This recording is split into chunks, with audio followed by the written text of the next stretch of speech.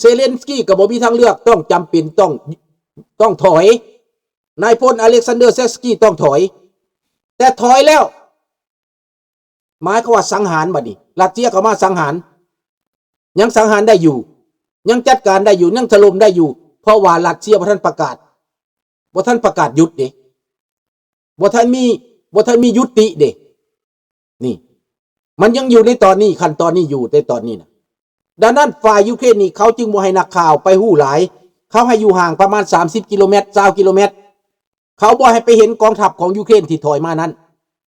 มีจักกองพลกองพันเขาบ่ให้เห็นเลยเขาบ่ออกข่าวแล้วเขาให้ตั้งแต่ฝ่ายข่าวรัสเซียป้อนข่าวยึดได้แล้วอ้อมได้แล้วปิดได้แล้วเพื่อโหมข่าวเพื่อให้คนรัสเซียนั้นบ่เสียเปรียบหลาย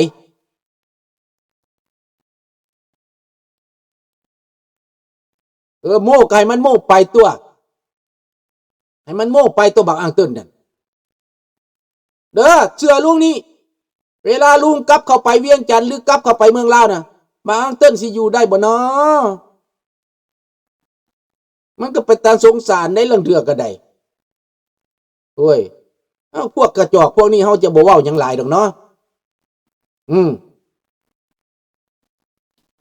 เดี๋ยวสิลงไปหาหมอฟันจากคนอยู่เด้อห้องมันไปหาหมอฟันพวกนี้น่ะบ่มีหยังพวกเฮาไปถามข่าวอยู่นะหมอฟันพุ่นแหละว่าแขวมันยังอยู่บ่พวกนี้น่ะเป็นจังซั่นดังนั้นตอนนี้รัสเซียนั้นเสียหายหนักอ่วมหนักยูเครนผลิตลูก5ปูนจรวด5ปูนยิงได้1,000 กิโลเมตรตั้งแต่ก่อนยิงได้แต่300 กิโลเมตรเดี๋ยวนี้ฝ่ายอังกฤษฝ่าย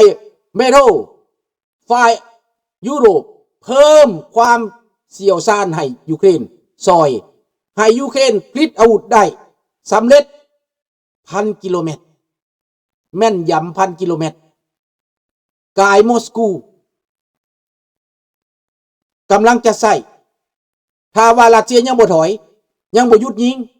หมายก็ต้องยิง5ปูนบัดนี้ยิงจรวด5ปูนถล่มแม่ละมิสไซล์ใหญ่ได้บ่แม่นโดรนในโดรนมันจะทำลายได้ตึกเล็กๆน้อยๆบ่อน้ำมันจังซี่น่ะมันบ่เสียหายนักแต่5ปูนนี่นะถ้ามันลงมอสโกแล้วนะตึกล่มสลายเจือนเลยเทพังลงเบิดถ้าไปลงกองพลกองพันจัก2 ลูกก็มากวาดเกลี้ยงเบิดนี่คือจุดเด่นของยูเครนที่มีอำนาจต่อรองสูงในเวลานี้ดังนั้นเป็นยังจะเงียบไว้คันเฮาฟังฝ่ายยูเครนเนี่ยปรากฏว่าเป็นการน้อยใจยูเครนก็บ่ให้ข่าวโลกก็บ่ให้ข่าวซ่องใดก็บ่ให้ข่าว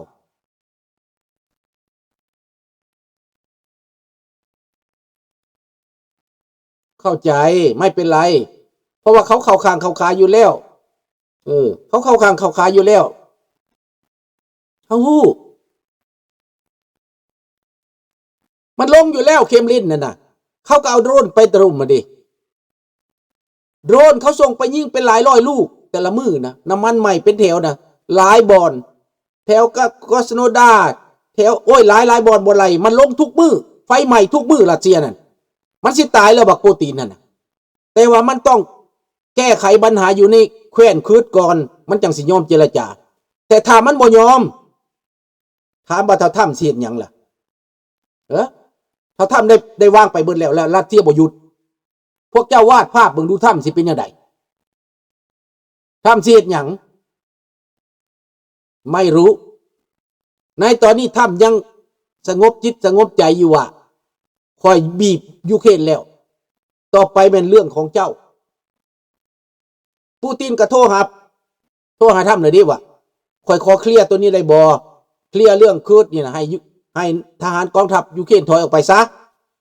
คอยจังสิเจรจาได้คอยกันเส้นได้มันเว้าจังสั้นแต่ถ้ามันออกไปแล้วเจ้ายังบ่เซ็นก็หมายความว่าปูตินหลอกถ้ำแล้วถ้ำจะเป็นยังไงจะเป็นบ้าเนาะก็นี่คือข้อสรุปว่าต้องสังเกตให้ดี สังเกตให้ดีดังนั้นเมื่อในการล่อท่านี้เพื่อบ่ให้นักข่าวโจมตีถ้ำหลายถ้ำก็เลยจัดการกับพวกฮูตี้ไปซะถล่มฮูตี้อย่างนัก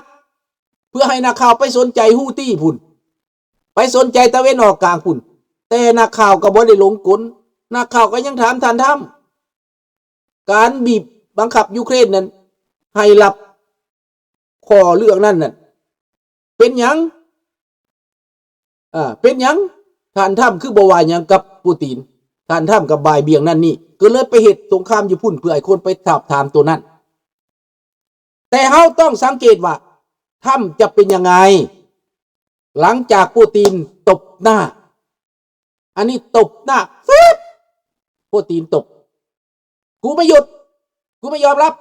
แต่ตอนนี้ปูตินก็สลาดอยู่ต่อรองทำนี่ว่าจังไดเห็นดีน้ำขอหยุดยิง30 วันแต่ว่าสันแก่ยาวเวลาไปทำก็ใจเย็นไว้ก่อนลูกน้องทำก็ใจเย็นไว้ก่อนแต่ว่าถ้าเว้าว่าบ่ดีๆนี่นะ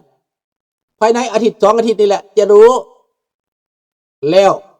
มาโกโรบิโอทำวอลเขาจะคิดอย่างไรไม่รู้